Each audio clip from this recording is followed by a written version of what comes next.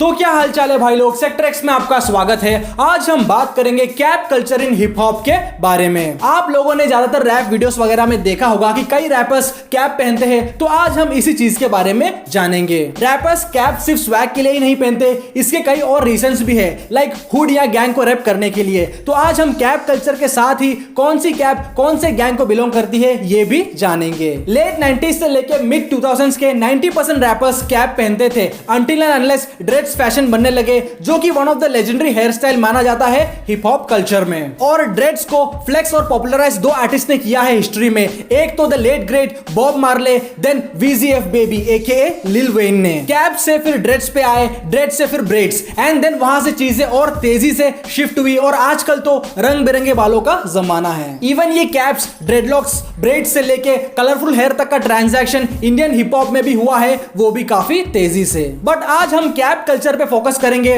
तो बहुत ही इंटरेस्टिंग होने वाला है आज का वीडियो। एंड बहुत भाई लोग के कमेंट्स आए थे हैंड साइन वाले वीडियो पे कैप कल्चर के लिए, so shout out to all of them. और इस वीडियो में हम cap culture impact on hip hop and इसके सीक्रेट गैंग कनेक्शन के बारे में भी जानेंगे, क्योंकि हर स्ट्रीट गैंग अलग अलग कैप्स पहनते हैं। अगर आप हमारे चैनल पे नए हो तो बता दूं मैं आपको कि अपना जो चैनल है वो एक हिप हॉप हब है, एंड ऐसे और वीडियोस के लिए चैनल को सब्सक्राइब करना मत भूलना। एंड आप हिप हॉप सुनते हो या आर्टिस्ट हो तो हमसे इंस्टाग्राम पे जरूर जुड़िए। तो इसी के साथ चैनल का इंट्रो करते हैं रोल और शुरू करते थे explanation of cap culture in hip hop. Sector X Entertainment.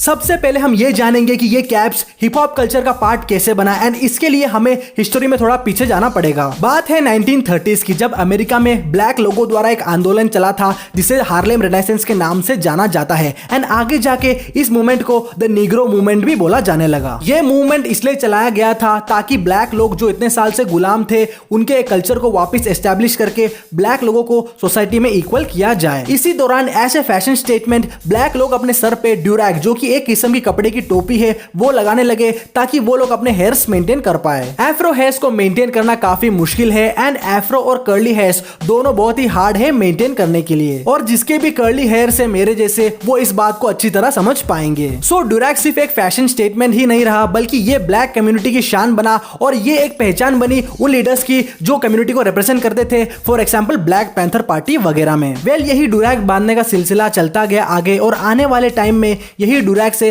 Cap पहनने लगे। जैसे अपने यहाँ क्रिकेट फेमस है, वैसे ही यूएसए में बेसबॉल और अमेरिकन फुटबॉल फेमस है। सो यही बेसबॉल कैप्स पहनने लगे ड्यूरैग के साथ। एंड अलग अलग टीम्स के अलग अलग कैप्स है, सो हर लोकेशन के लोग अपने अपने स्टेट टीम के बेसबॉल कैप्स पहनने लगे। लेकिन ड्यूरैग आज भी फैशन में है, और इवन 50 सेंट, जेजी से लेके एसएफ रैक, एमिनेम और ski max the slum God भी पहनते हैं इसको। What's funny about the do-rag is usually people tie it to the back, right? It's something that I started so long ago, bro. I didn't like it. I looked like a fucking Men in Black alien with it tied to the back, I felt like. So I was just like, fuck it, I'm gonna tie it to the front. I was experimenting. First I had it like directly in the middle of my head. I tried it all kind of ways, and then I just tied it like with a knot to the front like a shoelace, and it just stuck.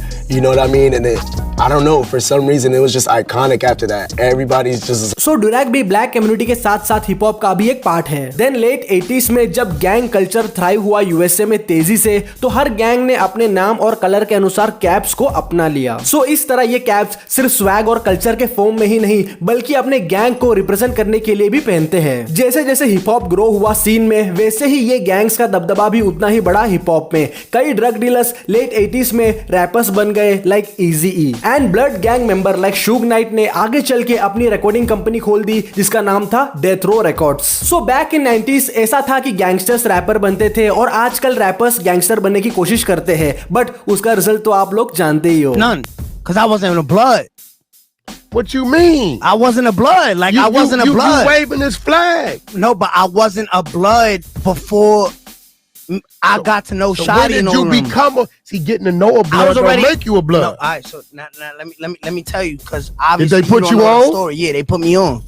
Well caps भी बैंडेना की तरह ही अपने अपने gang और area को represent करने लगे, like Compton cap जो the godfather of gangster rap Eazy E पहनते थे। इवन तो इजी-ई एक क्रिप गैंग मेंबर थे, बट स्टिल वो उनके पूरे हुड को रिप्रेजेंट करते थे जो था कॉम्पटन। और एरिया वाइज देखा जाए तो वेस्ट साइड के रैपर्स ज्यादातर एलए बेसबॉल टीम की कैप्स पहनते हैं, like the game, Snoop Dogg, Kendrick Lamar etcetera, जिसका फुल फॉर्म है Los Angeles. Means Los Angeles west side का एक प्रोमिनेंट एरिया है। सेम वैसे ही ईस्ट साइड का प्रोमिनेंट जगह है न्यूयॉर्क। सो बेसिकली न्यूयॉर्क के रैपर्स लाइक जेजी, नास, 50 सेंट वगैरह एनवाई बेसबॉल टीम्स के कैप पहनते हैं to represent New York. Not feel like that they feel like you're the king of New York. You got hit records playing. You got the momentum going. I'm like, yeah, like I think Jacquees should say he was the king of R&B. So अब हम बात करते हैं caps जो particular gang से belong करते हैं। And guys ऐसा है कि अगर आप लोग गलत कैप पहन के किसी हुड में जाओगे तो इसके स्ट्रॉन्ग चांसेस है कि आप पे हमला होगा। फॉर एग्जाम्पल आप लोग ब्लड गैंग के हुड में गलती से क्रिप गैंग का कैप पहन के चले गए तो आप इजिली टारगेट हो जाओगे। सो यस, ये टोपियां भी जानलेवा होती है गैंग इन्फ्लुएंस्ड हुड में। अब हम कुछ कैप्स देख लेते हैं जो गैंग्स को बिलोंग करती है। एंड आप लोग कभी यूएस वगैरह जाओ तो कोशिश करना इन कैप्स को ना ही पहनने की कुछ पर्टिकुलर एरिया में। तो पहला कैप है फिलाडेल्फिया फिलिस बेसबॉल कैप जो रेड है एंड इसमें पी बना हुआ होता है। देखा जाए तो ये उनके बेसबॉल के जर्सी के कलर को ही रेप करता है। एंड हम जानते ही है रेड कलर ब्लड गैंग का सिग्नेचर है। सो स्ट्रीट्स में ये कैप एक्चुअली बिलोंग करता है ब्लड गैंग से। ब्लड गैंग के one of the deadliest group है मॉब पायरू ब्लड गैंग, जिसमें की शुग नाइट, द गेम जैसे बड़े बड़े नाम शामिल है हिप हॉप के। एंड इस कैप में पी है। So according to gang culture ये पायरू गैंग के पी को रेप करता है। मींस अगर आप किसी क्रिप हुड में जाओगे ये पहन के तो आप इजीली स्पॉट किए जाओगे ऐसे पायरू ब्लड गैंग मेंबर। नेक्स्ट है पिट्सबर्ग पायरेट्स बेसबॉल कैप। ये कैप में भी पी बना हुआ होता है लेकिन अलग डिजाइन और कलर में। एंड इस कैप को पहनते हैं प्रिमेरा फ्लैट स्ट्रीट गैंग जो कि एक बहुत ही खतरनाक गैंग है। एंड ये एक स्पेनिश गैंग है। इनका दबदबा यूएसए के 23 स्टेट्स में है। भले ही ये लोग तादाद में कम हो बाकी गैंग्स के मुकाबले, लेकिन बहुत ही डेंजरस है। इवन स्ट्रीट से लेके यूएसए की जेल में तक प्रिमेरा गैंग के मेंबर्स मेजर पावर होल्ड करते हैं।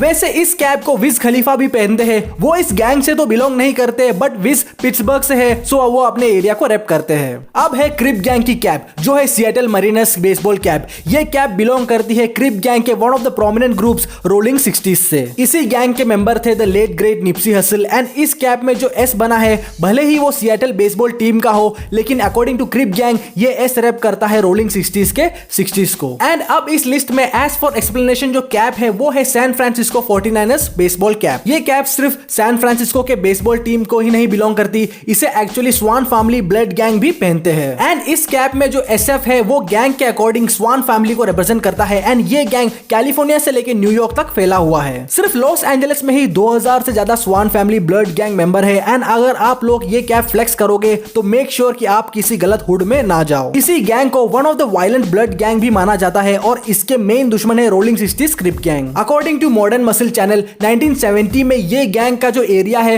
पूरा क्रिप गैंग से ही सराउंडेड था। फिर भी ये गैंग को कोई फर्क नहीं पड़ा। एंड गन शूटिंग तो इनके लिए एक आम सी बात है। And one of the feared and respected blood gang में से एक है ये। एंड और भी कैप्स है जो गैंग को बिलोंग करते हैं, जिसमें कुछ प्रोमिनेंट कैप्स जान लेते हैं। शिकागो सॉक्स हैट बिलोंग करती है साउथ लॉस 13 गैंग को। Then Texas Ranger baseball cap जो बिलोंग करती है 8 ट्रे गैंगस्टर क्रिप्स को। Boston Red Sox baseball cap rep करता है LA Brims Blood gang. And North Carolina baseball cap rep करता है रोलिंग 90s क्रिप गैंग को। सो ऐसे ही यूएसए में maximum baseball, basketball and American football caps किसी ना किसी गैंग से एफिलिएटेड है स्ट्रीट में। तो जो आर्टिस्ट किसी गैंग से एसोसिएटेड नहीं है वो अपने पर्सनल नेम वाले हैट्स या फिर अपने क्रू के कैप्स पहनते हैं। Back in the days Young Money cap and G Unit cap दोनों मेरे फेवरेट कैप्स थे। आप लोग कमेंट करके बताना आपका फेवरेट कैप कौन सा है। वैसे कुछ आर्टिस्ट दूसरे एरिया को रेस्पेक्ट देने के तौर पे भी कैप्स पहनते हैं, लाइक स्नूप डॉग जो बिलोंग करते हैं वेस्ट साइड से, लेकिन उन्हें कई बार स्पॉट किया है एनवाई कैप में। So it's all about love and respect. So कई सारे आर्टिस्ट ऐसे अलग अलग गैंग्स एंड एरिया के कैप भी पहनते हैं as a matter of showing respect, भले ही वो गैंग या एरिया से वो बिलोंग नहीं करते हो। एंड इंडिया में भी कैप्स का फैशन है। एंड हमारे कल्चर में ही पगड़ी एंड टोपी है। एंड इंडिया में भी रैपर्स कैप्स फ्लेक्स करते हैं। तो ये था गाइस कैप कल्चर। तो इसी के साथ आज की वीडियो यही खत्म होती है। तो अब बारी है शॉर्ट आउट की। तो आज मैं अपने ही शॉर्ट चैनल के बारे में बता देता हूं आपको। सेक्टर एक्स शॉर्ट्स चैनल आ चुका है जहां आपको हिप हॉप के बहुत सारे छोटे छोटे इंटरेस्टिंग स्टोरीज देखने को मिलेगा शॉर्ट वीडियोस में। हैं। लिल वेन के नए लैम्बोर्गिनी से लेके कान्ये वेस्ट, मार्क जुकरबर्ग से मदद मांगने तक की स्टोरी मिल जाएगी आपको। So don't forget to check out Sector X shorts and link मैं डिस्क्रिप्शन में डाल दूंगा। और आप लोग भी शाउट आउट चाहते हो तो हमसे इंस्टाग्राम पे जरूर जुड़ना। तो मिलते हैं अगली वीडियो में, तब तक के लिए अपना ख्याल रखना, अपने घर वालों का ख्याल रखना, इंटरनेशनल आर्टिस्ट को सुनना और अपने लोकल आर्टिस्ट को सपोर्ट करना। Bye bye, take care.